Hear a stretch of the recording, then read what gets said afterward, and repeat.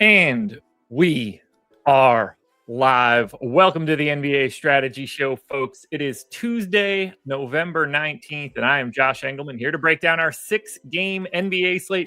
We've got the same slate on DraftKings and FanDuel today. It is also an NBA Cup day.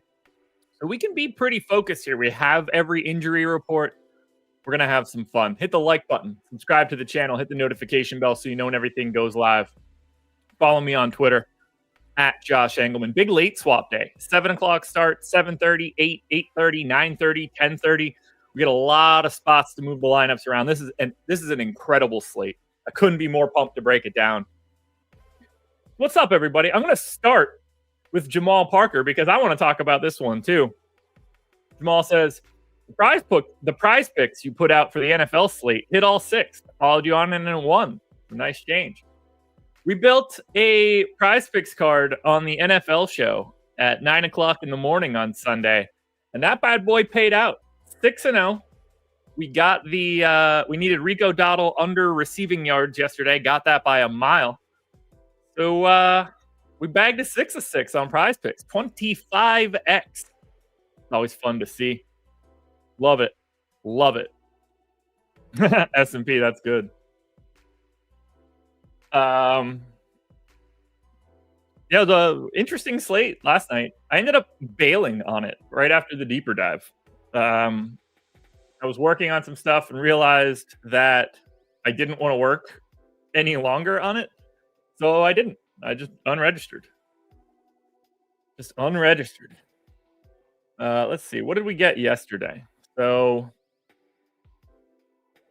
because I haven't even looked at what people did. Huge day again out of RJ Barrett. Maybe he's becoming a thing. Although, Indy with missing their main center, their backup center, and their third string center, probably not ideal. Wow, Keon Ellis had 33 yesterday. I didn't know that. I definitely didn't know that. Towns had 24 and 12 in 24 minutes. Shoosh. Golly. Tari Eason had 7 stocks, 9, 14, 1, and 7 stocks. Harden had 12, 16, and 6 with 4 stocks. Jake Puddle with another massive game. Damn. Charles, glad you tailed.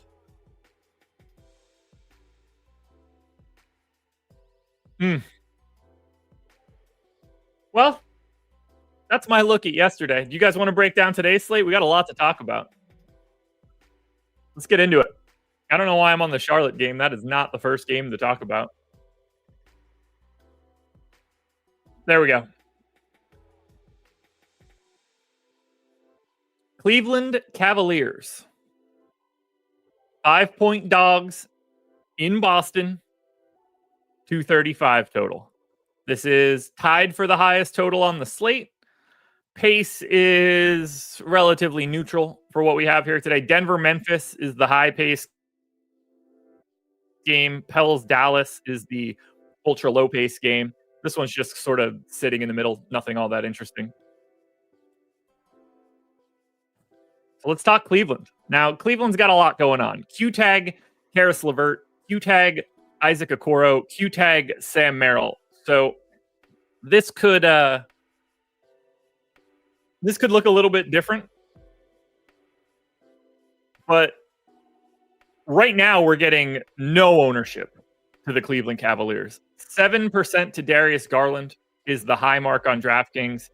10 on FanDuel to Evan Mobley is the high mark. These guys are all essentially unowned. And I think they look really good in GPPs for 2 reasons. One, I do think that they're just like independent of anything else. I just think they're a little underowned. You can see my optimal rates on the screen. Let me hide my exposure column since that's not super relevant for right now. And then we can make that a little bigger. They're just not pulling as much ownership as I think they should in general. Like they all look, the Mitchell, Mobley, Garland, Allen group, they all look a little underowned to me. And I think that there is massive minutes upside for Cleveland. I would not be surprised at all if Mitchell, Mobley, Garland, and Allen were all over 36 minutes today, and potentially even more. For someone like Mitchell, like 38 makes a lot of sense. One, it's an NBA Cup game. And two, it's as real of a matchup as you're going to get. It's also massive for this reason. So the Cavs and the Celtics are in the same group in the NBA Cup. Now, Boston dropped that game to Atlanta, which we all obviously remember. But they still control their own destiny. If they beat the Cavs, then they have the tiebreaker over the Cavs. Now, if Boston loses today, they are out of the NBA Cup. They will not proceed. It will just be over for them. So I expect increased minutes. I don't hate the idea of taking some overs for these kind of guys because it doesn't seem like the market's showing it. But I think the minutes upside for Cleveland is massive.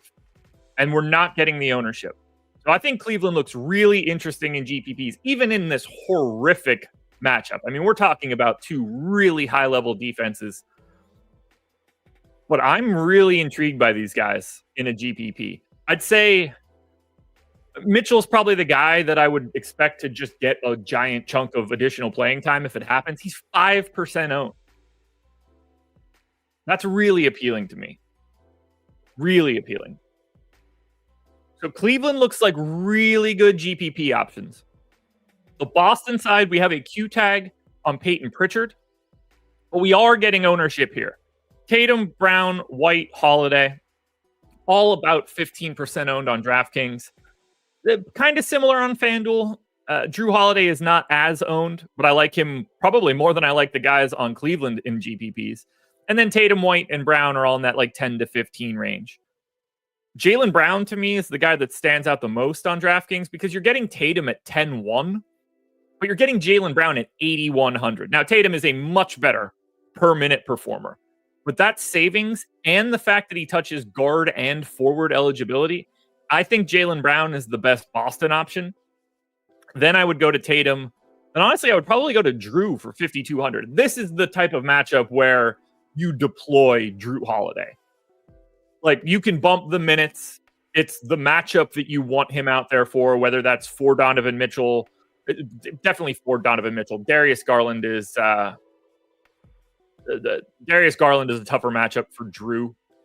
Drew's going to do better in situations where he could use his size. And that could be on Garland, stopping him from getting to point A and point B. But you're generally going to deploy Drew Holiday on something with a little bit more strength, which would be Mitchell in this case. So I could see Drew Holiday, playing 36 in a matchup like this. I'm fascinated by this one.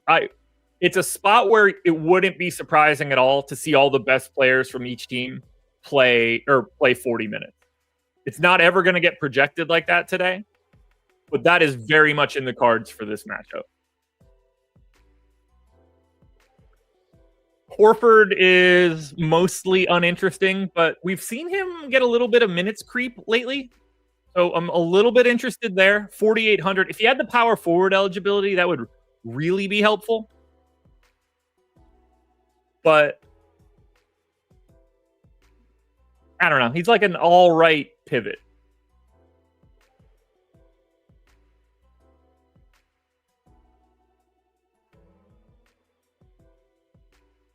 Yeah, top two offenses right now. It won't be top two offenses by the end of the season, but it is right now. It is right now.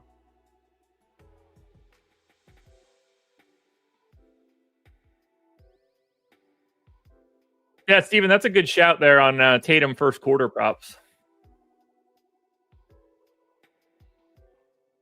I definitely like the Boston side more than the Cleveland side, but I think it's really easy to take stands on Cleveland, not really impact your day all that much, and get really nice leverage.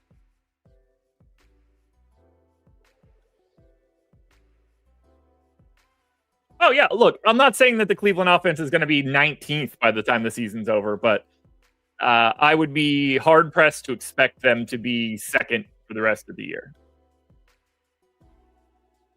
Maybe that's just a Kenny Atkinson thing. I don't know. Maybe I should just trust him. Pretzel football. You're getting no Boston. Go back to the drawing board. you should do whatever you can to get Boston.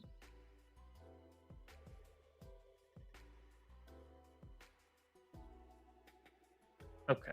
Does that make a difference? Guess it doesn't. Weird. Anyway. CG, good morning. All right. Long and short of Cleveland and Boston. It's very easy. Play the main guys. Mitchell, Mobley, Garland, Allen, Tatum, Brown, White, Holiday.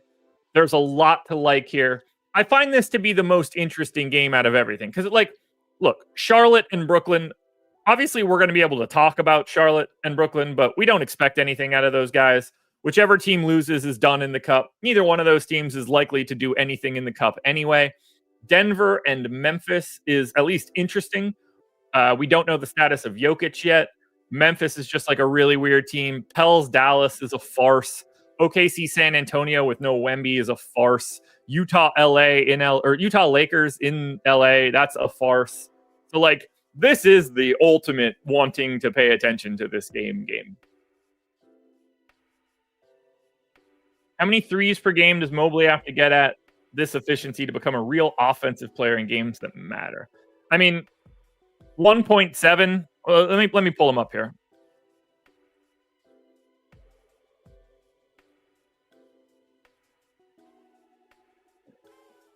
He takes 2.7 per 100 possessions.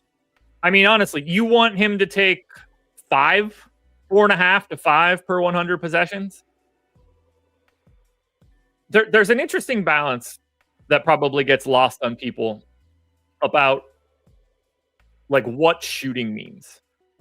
Because let's say that Evan Mobley maintains these rates and he's shooting, 2.5 threes per 100 possessions.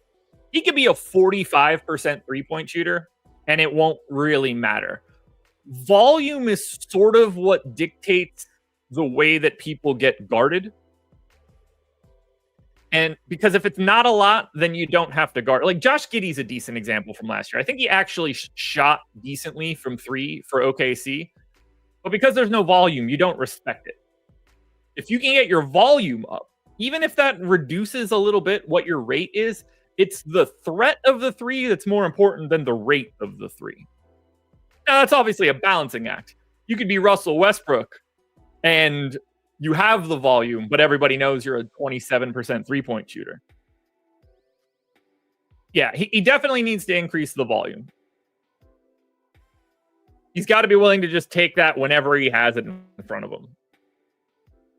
Yeah, DeJounte Murray is a good example of that. Even someone like Alex Caruso is decent. Doesn't get up as many as you would expect, but shoots really well. It doesn't carry the same weight. The conversation went well. Got to learn a little bit more about what's going on behind the scenes there, so that helped.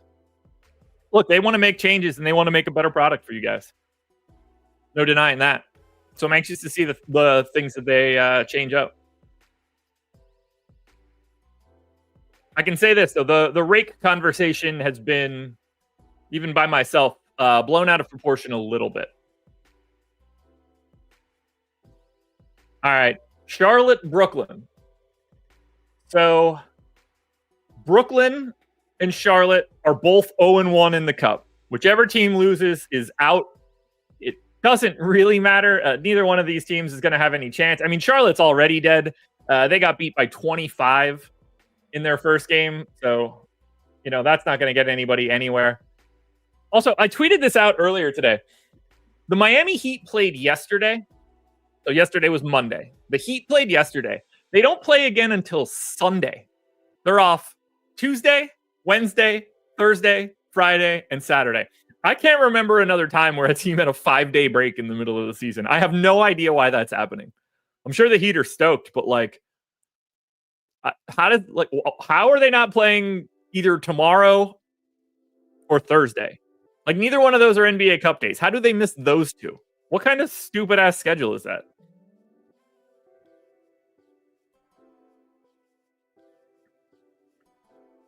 Hornets and Nets. So Trey Mann is questionable for the Hornets. They're 3-point dogs in Brooklyn, 221 total. Not too much to look into here for Charlotte. I mean, they continue to be without Nick Richards and Mark Williams. They've kind of stabilized their rotation a bit here. And we're getting a decent chunk of ownership. I mean, this whole game is getting a lot of like 15 to 25% owned dudes.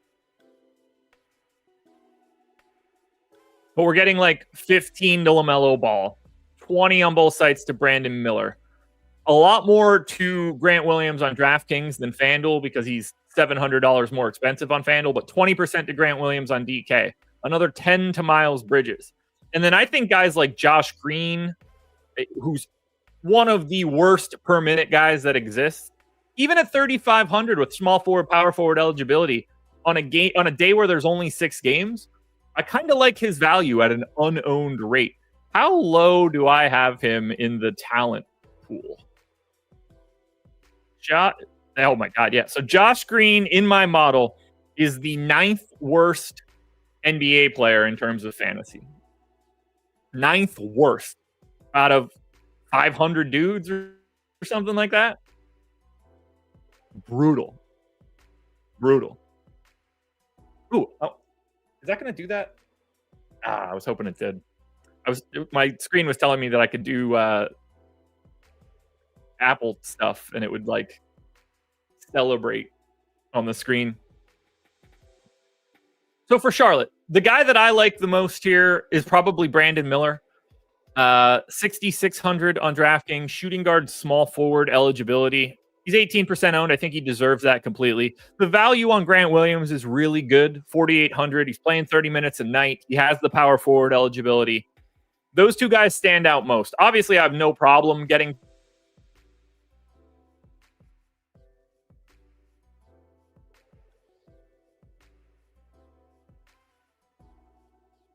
to SGA. I don't know what is going on with my screen right now. AD, LeBron, Tatum, like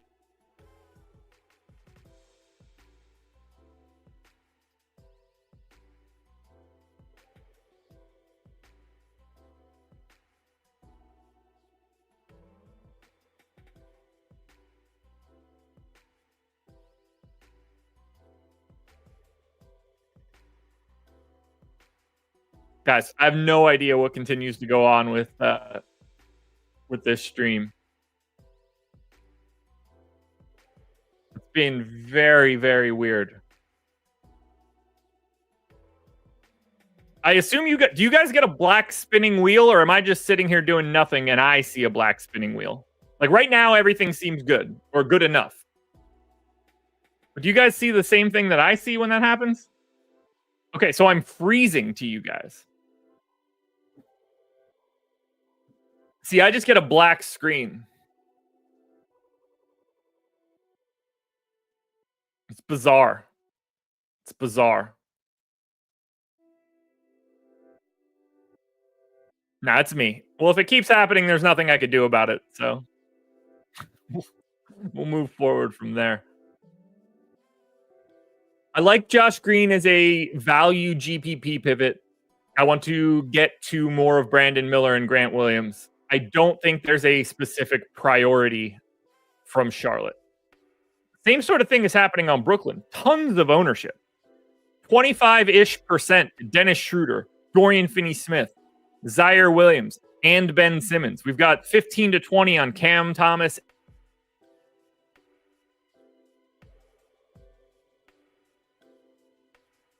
and Cam Johnson. And it's basically the same story on FanDuel. Now, these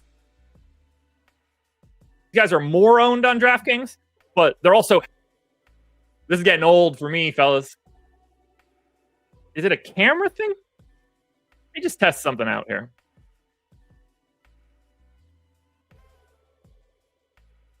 Okay. I think it's an OBS thing. So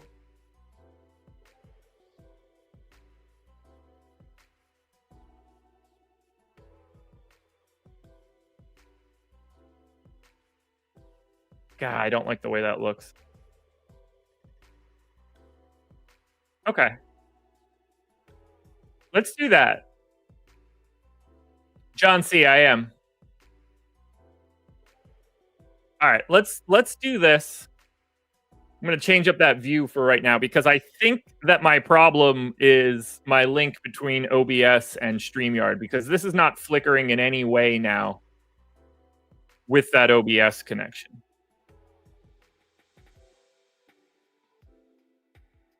So, whatever. Actually,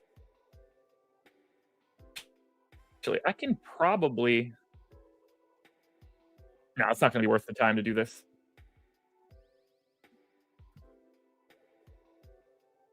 If I close that...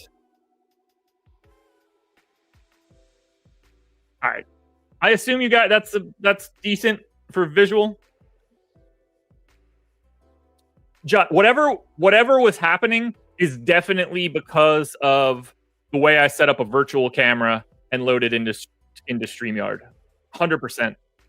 Because now I'm not getting I don't have the flicker on my screen. I don't have the connection issue. So something's going on weird there. But you guys should be able to see this stuff now. So for Brooklyn, I'd say the guy that I actually liked the most is Zaire Williams. 3,900 shooting guard, small forward eligibility. But, a 0.9 fantasy point per minute, dude, is a lot, honestly. Oh, hold on. Let me see this. Demetrius. My mom passed away November 9th from health problems, and I was thinking about you, how you were dealing with your dad while still doing the process. Thanks for great content to keep my mind at ease. Demetrius, I'm very sorry to hear about your loss. You guys saw me deal with it for, over 2 years between my mom and my dad. It was great to be here every day and just have an outlet and have people to, not necessarily talk to, but talk to. So if you need anything, don't be afraid to reach out. I'm really sorry about that. That one hits home for me. Oddly enough, I was going through, I used the Time Hop app. So it shows me like pictures and tweets and whatever that I've done, across the history of being on any sort of social media platform. And this morning, oddly enough, is the 1 year since we spread my mom's ashes, which we're going to be doing for my dad this coming Sunday. So same spot as well. So yeah, that one hits home for me right now because I saw that picture earlier this morning. Feels really weird to go back into talking about the Brooklyn Nets right now, but I don't really see a way to transition out of that conversation. So apologies for having to just dive into this Brooklyn team. But yeah, I like Zaire Williams. But you can see in my optimal rates, like I have Schroeder at 15, I have Cam Thomas at 14, I have Cam Johnson at 15, I have Dorian Finney-Smith at 13. All those guys look similar. All those guys look good. But I think Zaire Williams is the guy I end up with the most.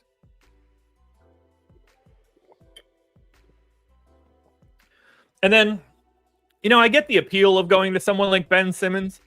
I think the dynamic between Ben Simmons and Al Horford is kind of interesting. Like, Horford is a much worse per minute guy, but they're basically the same salary. Horford's $100 more expensive, but Horford's 5% owned and Ben Simmons is 23. And at the very least in this situation, if Boston's going for a cup game, you could see 32 or 33 minutes out of Al Horford. And if something like that happens at his ownership, it gets kind of interesting. Al Horford played 32 minutes in their last game, and he's played 30 or more in 3 out of his last 4 appearances. So I think Al Horford's getting slept on a bit for Boston.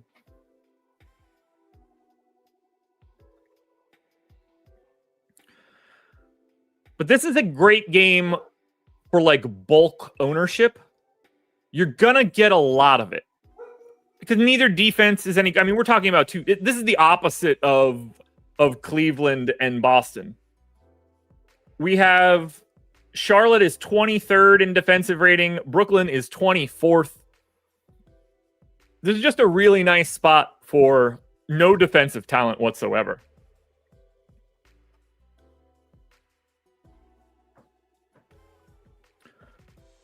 I don't have anything else here. It's basically like the entire starting five of Brooklyn and largely the main four dudes from Charlotte.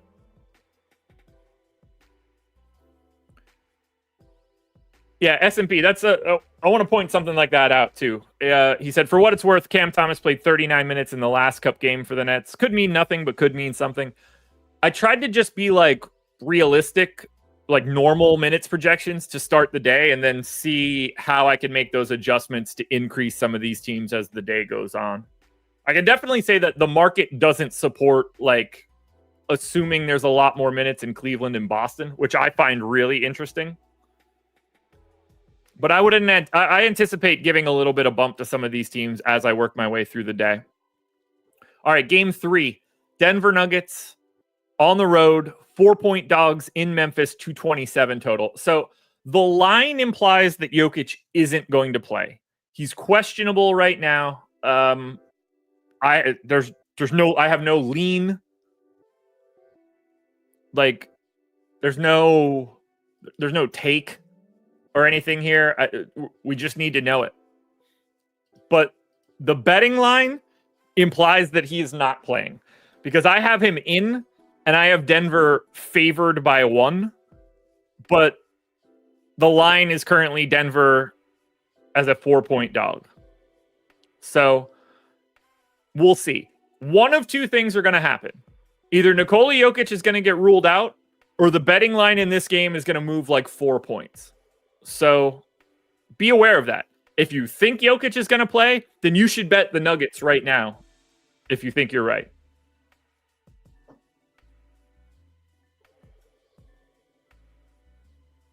Speaking of Nikola Jokic, if he plays, he's 12K on DraftKings. He's 12.5 on FanDuel. And I think he looks incredible. You know, he's playing massive minutes when he's out there. He's 12% owned on DraftKings, 6 on FanDuel. I have him significantly more optimal. I actually have him as my number 1 contender on DraftKings right now. I want to see Jokic in, but honestly, like we have no idea right now. But I want to pay up for Nikola Jokic in this spot without question. It is not even close. I'd like to get a lot of Jokic. I don't want to stop there, though. I mean, Jamal Murray's playing really big minutes as of late. He's 3% owned on DraftKings, 10 on FanDuel. Has the MPE on DK. I think he's wildly underowned. I think Michael Porter Jr. is worth a shot in GPPs at basically no ownership. And then, you know, you can get to some Christian Brown, but that price tag's starting to get a little scary. But I think Denver's getting underrepresented here. Now, it's possible that we get Jokic out, and then we're talking about whatever's going, you know, Dario Saric just played 30 minutes over these past 2 games with no Jokic. If we happen to get Jokic out again, Dario Saric will certainly look interesting. $4,700 center only on DK. He will not look as interesting on FanDuel, where he's $1,200 more expensive. So that's one that we need to pay attention to. But if Jokic is in, I anticipate him being my premier pay-up option. And I don't think that'll take a lot of convincing to you guys. Now, the Memphis side. I mean, I don't have a damn clue what to do with these idiots at this point. We do have a Q tag on Marcus Smart. We're getting so many dudes back. I mean, last game they played 1, 2, 3, 4, 5, 6, 7, 8, 9, 10. They played 11 guys and Smart was out. The game before that, when Smart was in, they played 1, 2, 3, 4, 5, 6, 7, 8, 9, 10, 11. They played 12 guys. Now, Zach Edey is out for today. We're still waiting on that Marcus Smart news. I've got a hard time getting to anything from Memphis. Jaren Jackson Jr. or Desmond Bane are kind of like the only dudes that I would want to get to. And neither of those guys were really getting all that much ownership. But, you know, they're the guys that are going to ramp up in minutes and the best players on the team.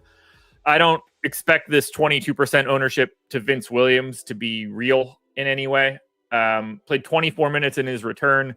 Played 14 in their second game. I went 18 here. Even if you gave him 20 plus, I'd be surprised if he really was like a 20% owned guy, but he could be.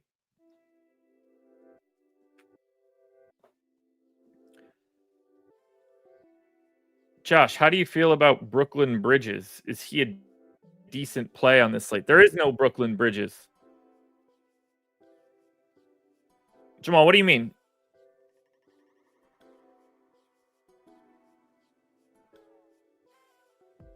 Brooklyn Bridges is now is on the other New York team.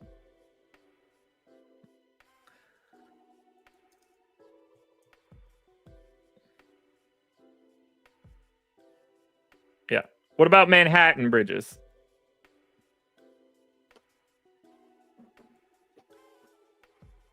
Matt, I did. Nothing to write home about. We just had a conversation about everything. They're very responsive.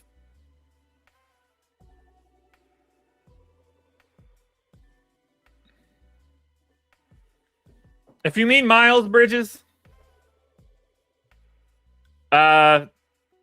he's just like a completely average play. I think Memphis is the hardest team to want to click on anybody's name, unless you're clicking on Jaren Jackson or Desmond Bane. I just don't see it. They just have too many dudes that are going to play like 18 to 22 minutes. Steven, no chance on Strother.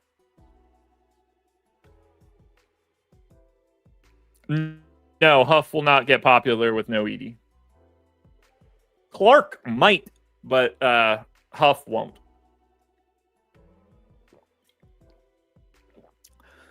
They still have three guys that can play center. We got to remember, like, as they get more people back, Jaren Jackson is still their answer when the game matters at the 5.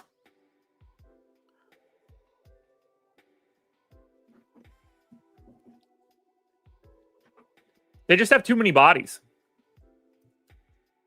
All right, Pels and Mavs. So the Pels are the same team we're used to. All of the dudes that have been out are out. We're getting that same sort of 9-man rotation they've been running out here. And this is a tale of two completely different slates. Brandon Ingram is 9,300 on DraftKings, 8,600 on FanDuel. That's the difference between 10% ownership and 30. Similarly, Brandon Boston, $400 cheaper on FanDuel. He does get to 10% owned on FanDuel. Trey Murphy, 5,600 on DraftKings, 15% owned. 5,400 on FanDuel, 35% owned. And then we're getting almost 20 to Yves Missi on FanDuel, and we get a tiny bit of Jalen Noel. I think Trey Murphy's the best guy in the game, either site. Maybe a little bit more owned on FanDuel than I'd like to see. Brandon, go ahead, then give him more minutes. Where do they come from?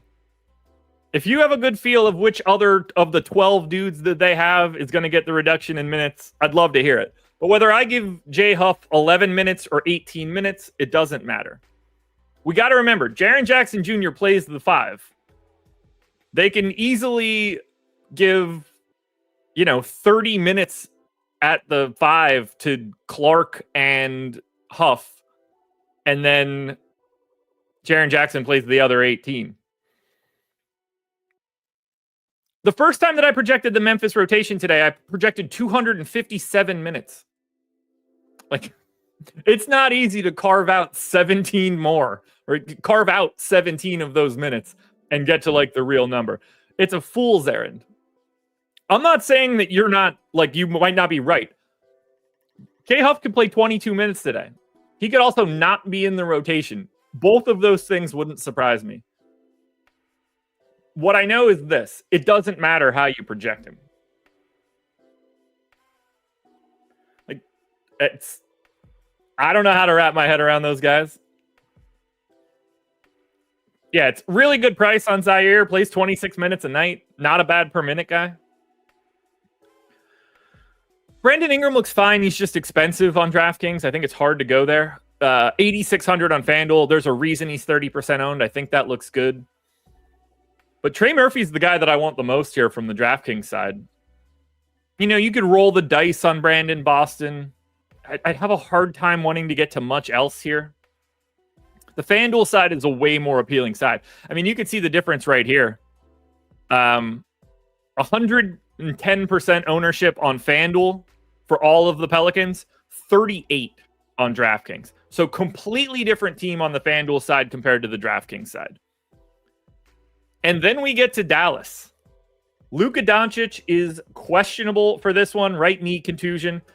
Everybody else is back now, other than Dante Exum, but he's been out. Now, only Derek Lively got over 10% ownership on DraftKings. He got to 13. Clay, Lively, and Daniel Gafford are all in the 10 to 15 range. Luka's basically unowned. Kyrie is basically unowned. No love for PJ Washington. And I kind of see it the same way. Like, Clay and Lively do feel like 10%-ish owned dudes.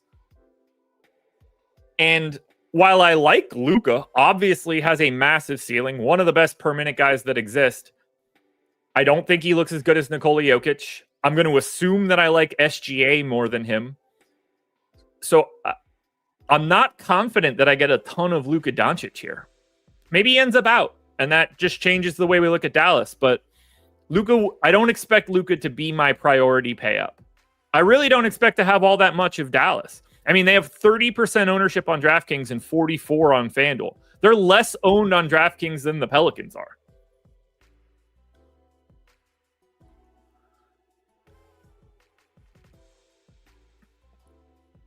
S&P in here standing for Jay Huff. You love to see it. You love to see it. What does Darko have him? Oh, yeah, you guys can't see this screen while I do this. Darko calls Jay Huff a plus 1.1 guy. Positive 0.5 offense, positive 0.6 defense, and his DPM improvement. He has been on a very steady lineup in terms of talent. Really decent backup center. But yeah, Dallas is kind of weird. Do you guys like anything from Dallas?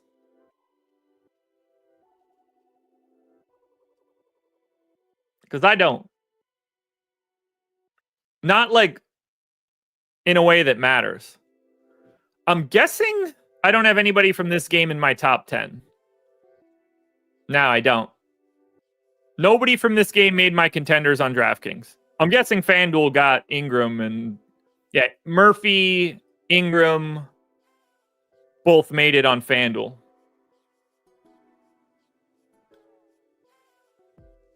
I missed a super chat earlier. Mark D'Angelo, big old super chat, took down the $5 zone for 5K. Shout out to the Stokastic tools. I want to gift my free month to someone in chat. Already posted screenshot on Stokastic Hall of Fame. Let me know how to gift out that free month. Okay. News God, if you're watching, if that's something that we could help organize, I'd love to do that. Congrats, by the way, on the dub. That's Mark. I love to see that. I guess if you could either like drop that question in the support channel in Discord or send that email to the support at Stokastic email address. News God should be on that, and we should be able to get that hooked up.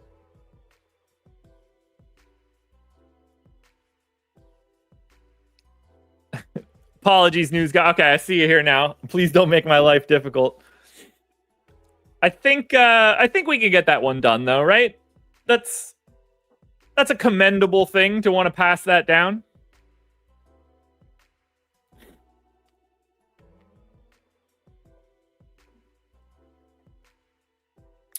Diggs, I don't think that Kyrie's ownership will...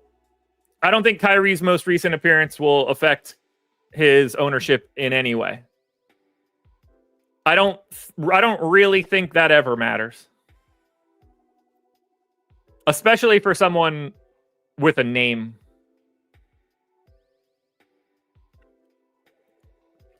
All right, News God, here's what I'm going to do.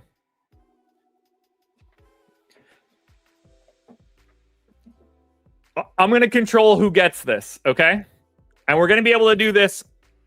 You're going to have to be quick, and it's whatever I see on the screen first. If you guys enter the answer in chat, in your chat window, you'll probably see yourself ahead of somebody else that does it at basically the same time.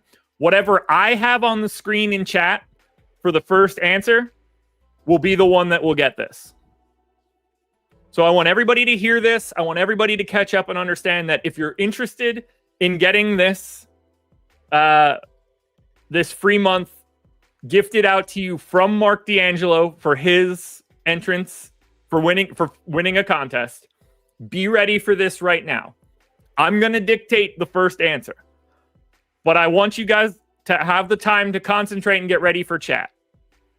Okay?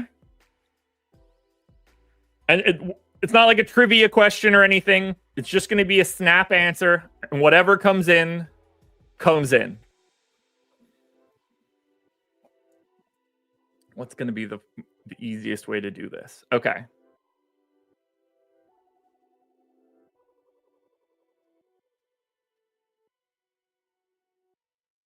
What would be the easy? What can I prompt you guys with? All right, perfect.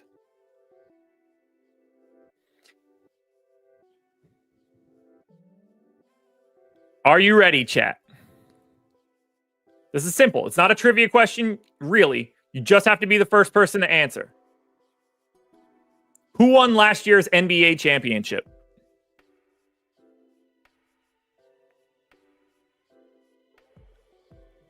Looking at chat. Looking at chat. Looking at chat. All right. Wow, it's flying. Okay. First answer, Jake DeWitt.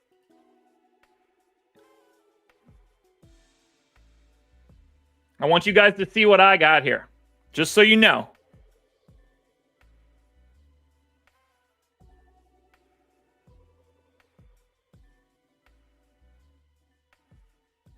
First answer that came in on my screen was Jake's answer of Celtics.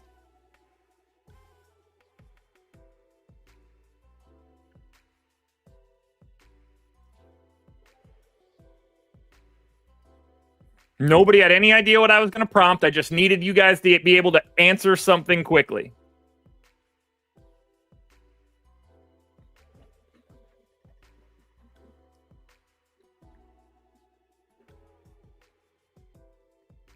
John, the trivia I would have had to do something for. I just needed snap answers.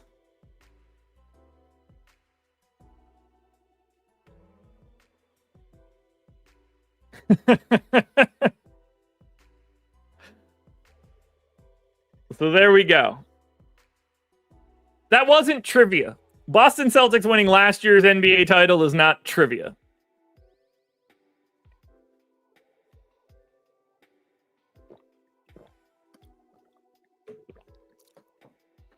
So there we go. Congratulations to Jake DeWitt for the snap answer. See, Boss immediately getting this wrong and not understanding any part of it. Couldn't he? The clearest instructions and the clearest explanation of what needed to happen, and you're still wrong. That's it's incredible to see. That's good work. Like I told you guys, I don't care what shows up on everybody else's screen.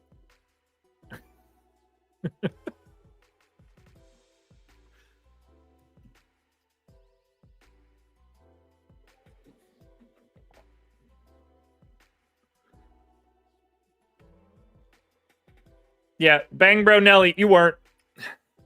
You weren't. I already showed on the screen. Bang Bro Nelly, you were way down the line. It went Jake DeWitt, In My Lifetime, Mitch Quigg, Noticing, Alvin Dimmery, Ashton Coates, Valentino. No, Valentino said Jordan. Obi, and then Bang Bro Nelly.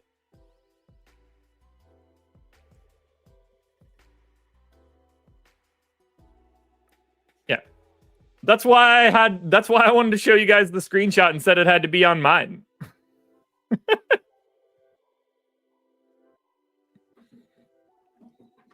So the moral of this is shout out to Mark D'Angelo for the win, and shout out to Mark D'Angelo for gifting his sub. That's fun. That's fun.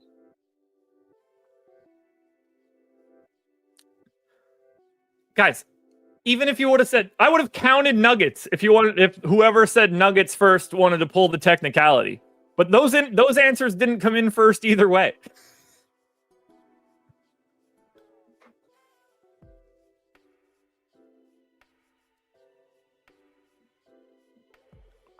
The goal wasn't a technicality of the answer. If someone answered Nuggets and they were the first answer, I would have taken that as a win. But none of those things happened. So you're all wrong. Either way. None of it matters. The first answer of any team that I would consider to be correct was still Jake.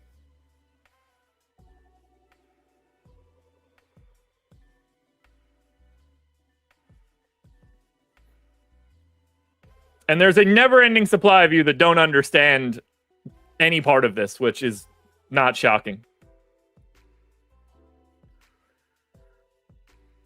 Danny Pettiford. I was clearly first, and I even screenshotted it. Clearly didn't listen. I wish I could take away a month for some of you guys.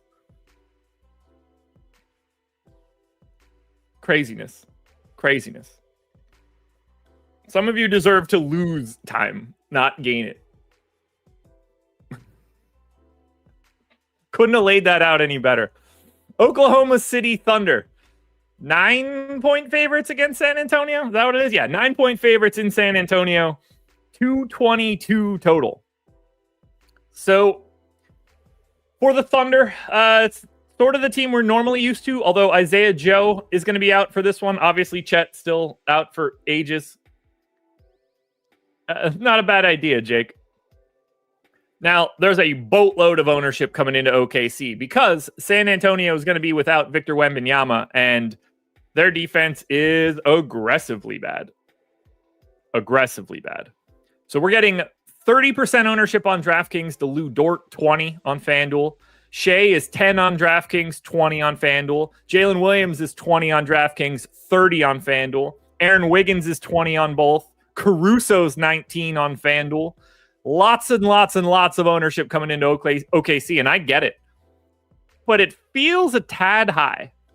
I think Dort is very clearly the best play on DraftKings from OKC. I don't think it's really close. 4,800, shooting guard, small forward eligibility. Price looks great. Minutes look great. Position looks great. So I get the ownership to Dort. Like, Jalen Williams feels a little high as an $8,500 center-only option. Aaron Wiggins may play a decent chunk of additional minutes with no Isaiah Joe, but I have a lot of nerves about, the rest of their rotation. Clearly, getting to someone like Shea is not going to be all that difficult. I think him and Luka are sort of in the same boat here. But my priority is Dort. The only downside to Dort is that they don't really have anybody that Dort needs to guard. So maybe they lean offense a little bit more here. But they also are just thin on dudes. Wiggins and Dort, probably the easiest guys to click on for Oklahoma City. It's not that I don't like Jalen Williams. You're just boxed out to center at this point. Noticing you were close. You were like third or fourth, right? Do I still have the screenshot? No, I deleted it. Do you guys like anything from OKC? San Antonio side, I thought would look more interesting, but it really doesn't. 10% ownership to Castle across both sites.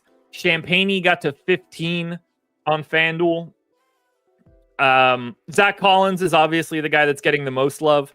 Now he's 17% owned on DraftKings, center only, 5,500. He's 36% owned on FanDuel because he's $100 cheaper, and he has the power forward eligibility. We're also seeing 10% coming into Keldon Johnson and Devin Vassell. And that's sort of how I see it. Just like a lot of 10%ers. Castle, Champagne, the Barnacle of the Bay, Zach Collins on DraftKings in particular. Collins on FanDuel is legit. I went 26 minutes. You can make a case that that's light. I'm not entirely sure that it is, given the fact that they're willing to run out Charles Bassey and Sandro Mamukelashvili. But I clearly like Zach Collins. I did bet some of his unders, if we want to be honest here. But played 26 minutes the last time out with Wemby not there. I do think that he could play upwards of 30 if the game is going well for him. But I also do think that Charles Bassey and Sandro Mamukelashvili are going to be a part of this. And that just sort of softens the extremes of Zach Collins a little bit to me. But on FanDuel in particular, because of that power forward eligibility, I like it.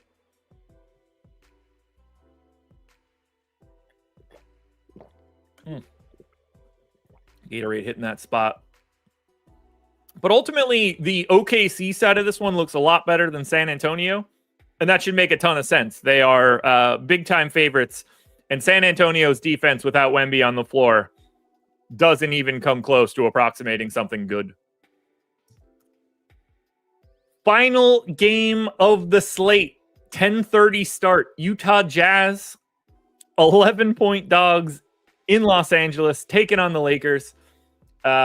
Utah basically has everybody they normally have available. Walker Kessler, who's been out for a little bit, is out once again. Kessler has missed the last 4. Obviously, Taylor Hendricks not going to be back anytime soon. Got like 10 to 15% ownership coming into Markkanen on both sites. You've got 10 to 15 for John Collins. Relatively limited on Keontae George. 42% to Jordan Clarkson on DraftKings. It's 15 on FanDuel. Sexton and Filipowski are both 10 on FanDuel. Basically, everybody's 10 on FanDuel. Markkanen, Collins, George, Clarkson, Sexton, Filipowski. I like Collins the most here. 6,900 on DraftKings is a really nice price for the amount of minutes he's playing. He's 7,600 on FanDuel, which is a little harder to get to, but makes him a little bit more GPP friendly. If you're so smart, Josh, why do you drink Gatorade? Because they're delicious and they are already prepared for me. Anytime you can get a bit more yellow number 5 and a little bit more glycerol ester of rosin, you should do it, I think. But no, I'm not going to dive down that rabbit hole because I don't want to stop drinking Gatorade. They're scrumptious. I do a lot of things in my life that are bad for me. Red number 40 is not in a yellow Gatorade. Unless it's the name of one of those other things. But no. I can't do body armor. It just makes me think of the Vegas episode of Entourage.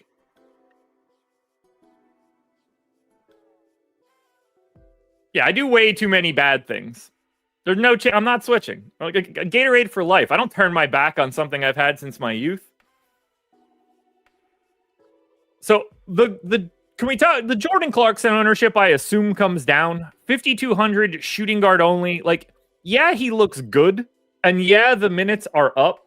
He's played 30, 30, 30, and 30 over the last 4. There's no chance he's 42% owned when we get to lock. He'll be owned. And probably the most owned guy from Utah on DraftKings.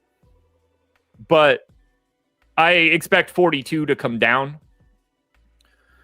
And if he's 42, I will certainly be under the field.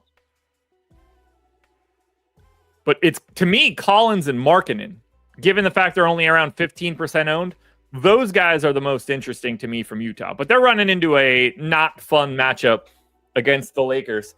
Rui Hachimura is questionable. AD probable. Everybody else that's normally available is. We're getting 40% ownership to LeBron across both sites. And I largely agree with it. Even at 10K, small forward, power forward on both. You know, the assist rate is up a bundle with D'Angelo Russell coming off the bench. I think LeBron looks fantastic. 20% optimal on DraftKings, 24 for me on FanDuel. I've got LeBron second in contenders on DK, and he's my number 1 contender on FanDuel. Not to mention, Anthony Davis is number 2. He's also 40% owned on FanDuel. So the Lakers on FanDuel with LeBron and AD might just have the priority pay-up options. And then you still have someone like Austin Reeves, who should probably be in like 15% of your lineups. If Rui plays, I do think he's kind of interesting at 5,100. And then D'Angelo Russell on FanDuel at 5K. I think you could roll the dice a little bit there. But to show you guys my contenders before these videos come out, we've got Jokic, LeBron, John Collins, Zaire Williams, Jaylen Brown, Drew Holiday, Dort, AD, Markkanen, and Schroeder. Those are my top 10 guys in optimal rating on DraftKings. On the FanDuel end, LeBron, AD, Trey Murphy, Jokic, Ingram, Murray, Reeves, Collins, Brandon Miller, Drew Holiday. That's the top 10 that I have on FanDuel. CG, I could give you this sheet today and it would be useless for you tomorrow.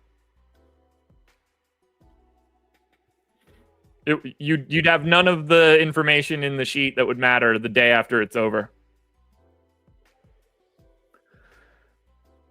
So there we go, guys.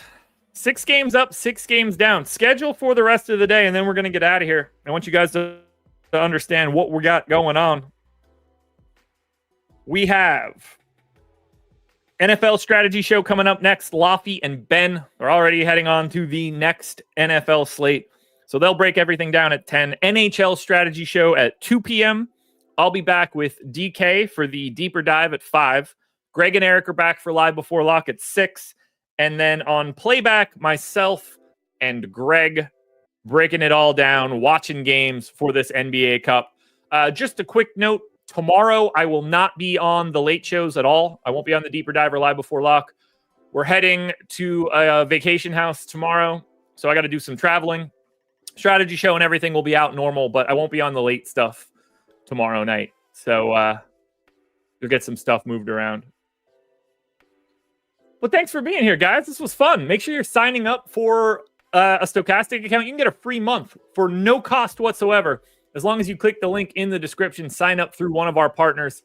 Hit that like button, everybody.